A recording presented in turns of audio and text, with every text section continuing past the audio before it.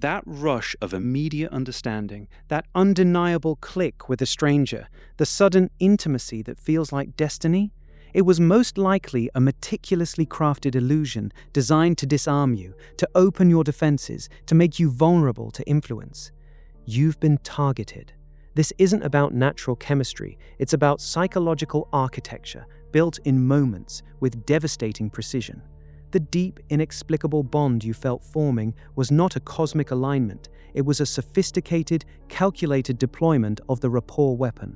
Today, we're dissecting the very essence of how artificial intimacy is engineered to forge instant, unearned trust, turning unsuspecting individuals into compliant assets or easily exploited targets overnight. You need to grasp this not for wielding it yourself, but to identify its pervasive shadows, to see through the strategic haze it casts over interactions, and crucially, to protect the sanctuary of your own mind against its insidious advances. Understanding this mechanism is an indispensable shield in an increasingly intricate social landscape, empowering you to recognize the subtle cues that betray a manufactured connection. It is about reclaiming your autonomy from those who would seek to shortcut genuine human connection for their own gain. This dark art operates on several powerful, interlocking psychological principles, each designed to bypass your natural skepticism and accelerate perceived connection. The first is mirroring, the subtle, often subconscious mimicry of your body language, vocal tone, and even breathing patterns. When someone unconsciously copies your posture, leaning back when you lean back, crossing their arms after you do, your brain registers them as like you. This isn't a conscious thought, it's a primal, neurological shortcut to affinity. Research by Lower Pitch, Professor Tanya Chartrand and Dr. John Bargh at New York University, in their work on the chameleon effect, demonstrated compellingly that people unconsciously mimic the postures, mannerisms, and other motor behaviors of their interaction partners, and that this mimicry significantly increases liking between them. They showed that individuals who were mimicked by an experimenter rated that experimenter as more likable and the interaction as smoother, even when unaware of the mimicry itself.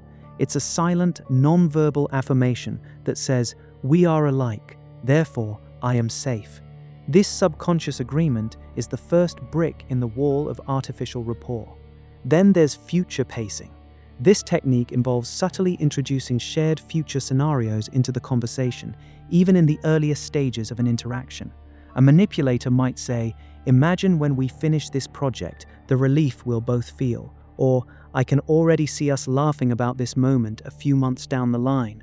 These seemingly innocuous phrases aren't just conversation starters, they are powerful psychological anchors that project a shared future onto your mental canvas, creating a sense of preordained destiny. They bypass the natural progression of relationship building, planting seeds of a shared journey long before any genuine foundation has been laid. This future vision creates a powerful, almost magnetic pull, making you feel as though you've already traversed a significant path together, even if you've only just met. It binds you not by history, but by a conjured tomorrow. Finally, and perhaps most potently, there's the strategic deployment of vulnerability and shared secrets. A manipulator will carefully reveal something seemingly personal, a fabricated struggle or a mild indiscretion, early in your acquaintance. This isn't a genuine sharing, it's a calculated exchange designed to invite you to reciprocate. The moment you share a reciprocal secret, no matter how trivial, a powerful psychological switch is flipped. You now perceive a level of intimacy that is entirely unearned, believing you've entered a privileged zone of trust. This tactic leverages the reciprocity principle, as outlined by Dr. Robert Cialdini in his seminal work, Influence, the Psychology of Persuasion. Cialdini's extensive research demonstrates how deeply ingrained the human need to reciprocate is. When someone offers you a gift, in this case, a perceived confidence, you feel an almost irresistible urge to give back. This mutual secret sharing creates an instant, potent cocktail of trust and obligation, forging bonds that would otherwise take months, even years, to develop naturally. These techniques, whether used individually or in concert, aren't mere social pleasantries. They are precise lever points designed for profound psychological access, opening gateways into your innermost defenses before you even realize they exist. and once those gates are open, the real work begins. This isn't theory, this operates daily, invisibly, in the fabric of your life, molding decisions you didn't even know were being influenced. Think of the new colleague who, within an hour of meeting you, shares a confidential complaint about a shared boss, then, almost immediately, mirrors your nervous habit of tapping your pen. You feel an instant camaraderie, a sense of us against them. Suddenly, you find yourself confiding a similar frustration, feeling an inexplicable bond.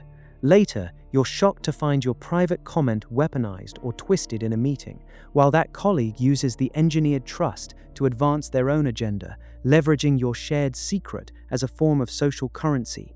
It's a before and after scenario played out in countless offices. Before, you were guarded, professional. After, you're an unwitting confidant, your boundaries eroded by a master of artificial connection. Consider the whirlwind romance that starts with a declaration of soulmate status on the very first date. Have you ever been swept up in a connection that felt almost too perfect? They mirror your deepest desires, finish your sentences, speak of your shared future as an absolute certainty. I can't wait for us to explore that quaint little town next spring. When you've barely known them a week, they might reveal a profound childhood trauma, instantly creating a powerful emotional shortcut, a perceived intimacy that feels like years of shared experience. Before you know it, you've poured out your own deepest vulnerabilities, convinced this person is the one who truly understands you. This is the love bombing tactic, a rapid-fire deployment of artificial rapport designed to hook you into a relationship of intense, often unhealthy dependency. The manipulator, from their perspective, sees you as a blank canvas, perfectly primed to reflect back your own needs and desires, creating a flawless facade of compatibility. They aren't connecting with you, they are mirroring the idealized version of themselves back to you, and you fall for the reflection. Cults, too, employ these tactics with chilling efficacy, drawing new members into intense bonds with frightening speed. Dr. Margaret Singer, a renowned clinical psychologist and expert on cults, extensively documented how new recruits are often love-bombed and immersed in an environment of intense, manufactured intimacy and shared purpose, accelerating their detachment from outside connections and solidifying their loyalty to the group and its leader. This rapid-fire trust building is the fundamental mechanism that allows them to reshape an individual's entire reality. The sudden intensity, the feeling of being utterly seen and understood, is not a gift, it is a meticulously crafted key, unlocking your deepest trust before you've even had a chance to check the locks. So, how do you defend against something so subtle, so ingrained in human interaction? You need 3 precise tools to dismantle this insidious mechanism. First, employ the pace check. Natural, genuine rapport builds slowly, organically. It involves moments of awkwardness, of questioning, of gradual revelation. If an interaction feels like it's accelerating at an unnatural speed, if someone is pushing for immediate intimacy, overwhelming you with flattery, or projecting a deeply entwined future within minutes or hours, raise a red flag. True connection doesn't demand, it unfolds. A conversation that immediately delves into profound personal revelations or makes future plans without proper foundation is likely not authentic. Watch for the sudden shift from polite introduction to intense, almost suffocating closeness. It's an indicator that the natural rhythm of relationship building has been deliberately overridden. Second, conduct an authenticity audit. Manipulators are often inconsistent. While they might mirror your exact posture, observe how they interact with others when they believe no one is watching. Do they maintain the same level of intense focus and understanding with everyone, or does their energy shift dramatically? Is their vulnerability specific and meaningful, or does it feel generic, almost scripted, designed for maximum emotional impact with minimal personal cost? Pay attention to the details of their shared interests. Do they seem a little too perfect, a little too aligned with your own niche passions? A genuine connection means they might not share every single one of your interests, but they show genuine curiosity.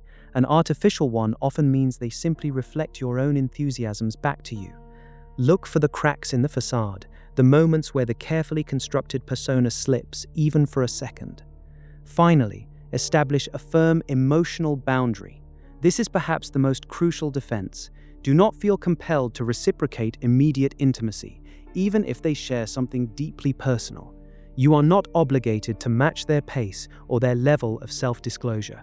When someone reveals a secret too soon, you can respond with polite acknowledgement without offering one of your own.